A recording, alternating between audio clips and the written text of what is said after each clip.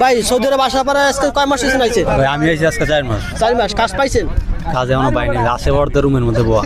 দেশের থেকে দালালে কইছে আপনার হ্যাঁ 5 স্টার হোটেলের বিষয়, হ্যাঁ 4.5 লাখ টাকা দিছি। হ্যাঁ 4.5 লাখ টাকা দিয়ে আইসি, কইছে সপ্তাহে একটা ছুটি, হ্যাঁ মাসে 3টা ছুটি, প্রত্যেক সপ্তাহে শুক্রবার ছুটি, থাকা ফ্রি, হ্যাঁ। 1500 রিয়াল স্যালারি, হ্যাঁ 4.5 লাখ টাকা দিলাম। আওয়ার পরে তো রুমে বয়া, আকামা দেয় নাই, 3 মাসের বিষয় পাঠাইছে।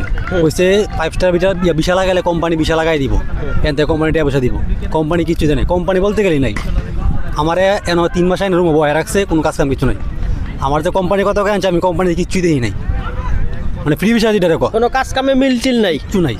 এত ইন্দ্র রুমের মধ্যে বয়া, এত দুনিয়াটা রেন করেছি, সব টিয়া সুদ মুদ বাড়তেছে, কোনো টিয়া দিতে পারতেছি না।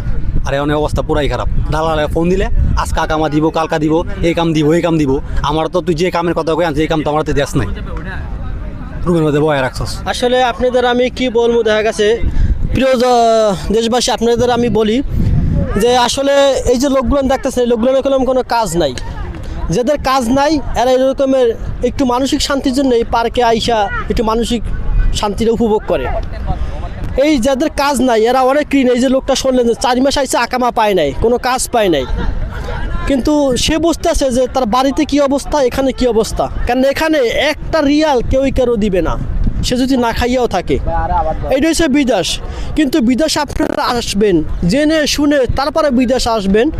বিদেশ আপনাদের আমি আসতে বারণ করতেছি না, কেননা আপনারা আসবেন, কিন্তু দালাল ধরে বিদেশে আসবেন না, ঠিক আছে? কেননা যদি দালাল ধরে আপনি বিদেশে আসেন তাহলে আপনি ডাইরেক্টলি মারা যাবেন, আপনি আকামাও করতে পারবেন না, কোনো কাজও পাবেন না। আর সৌদি আরবে এখন দেখা গেছে দালালের শেষ নাই। যতটা মানুষ, তার ভিতরে দেখা গেছে হয়তো 10% লোক মানুষ ভালো আছে, তারা আবার লোকটোক আনে না। কেন আনে না? এগুলো অনেক ঝামেলা আছে, দালাল গাড়ি করতে হবে। দালালের একটা পেশা বানাই ফেলাইছে। কারণ একটা লোক আনলে দেখা গেছে অনেক টাকা পায়, সেই দালাল গাড়ি করেই খায়। তাদের বাড়ি বিল্ডিং হয়, জমি জমা কেনে, এই দালালের পয়সা দিয়েই করে। অতএব এই যে লোকগুলো, এই ফ্যামিলি তো চলে কীভাবে চলে এটাগুলো তো তারা জানে না। কিন্তু এই যে এইখানে আছে, সেও কলম না খাইয়া বকতে বকতে একটা রোগে আক্রান্ত হয়ে যাবে, তার ডেড বডি হয়ে যাবে কলম। সে কবে দেশে ফিরতে পারে, কবে যাইতে পারে, আসলে কোনো মানুষ জানে না। বিদেশে শোনে সবাই যে আসলে মনে করে ডলার ওরে, টাকা ওরে লাখ লাখ, না ভাই, দেশে লাখ লাখ টাকা ওরে না, অনেক কষ্ট, অনেক কষ্ট। আর যাদের কাজ নাই ওই পোলাটা জানে যে আসলে কতটা কষ্ট করতে হয়, কতটা মানবতার জীবনযাপন করতে হয় বিদেশের বাড়িতে।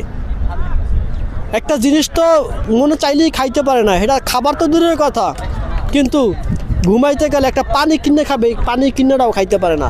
আবার সাপ্লাইতে কাম করলে 3 মাস পর স্যালারি আসে, তা 3 মাস পর যদি স্যালারি পায়, কোনো সাপ্লাইতে দেয় ভালো যারা আছে, আর যারা ভালো নাই তারা দেখা যাচ্ছে স্যালারি মাইরে দেয়, 5 মাস 6 মাস পরে একটা স্যালারি দেয়, এভাবে কাম করাই নেয়। তখনকার ওই লোকটার ফ্যামিলির অবস্থা কি হয় এবং তার অবস্থা কি হয়।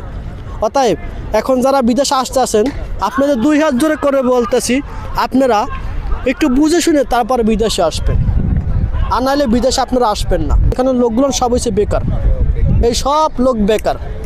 এখানে কোনো যাদের চাকরি আছে সৌদির মাটিতে এভাবে তারা ঘুরতে পারে না, কারণ তারা ক্যাম্পে থাকে। আর যাদের চাকরি নেই, কাজবাজ নাই, তারা এভাবে ঘোরে আর মাথায় টেনশন করে। অতএব আপনারা স্বচক্ষে দেখা গেছে যে বিদেশটা দেখলেন।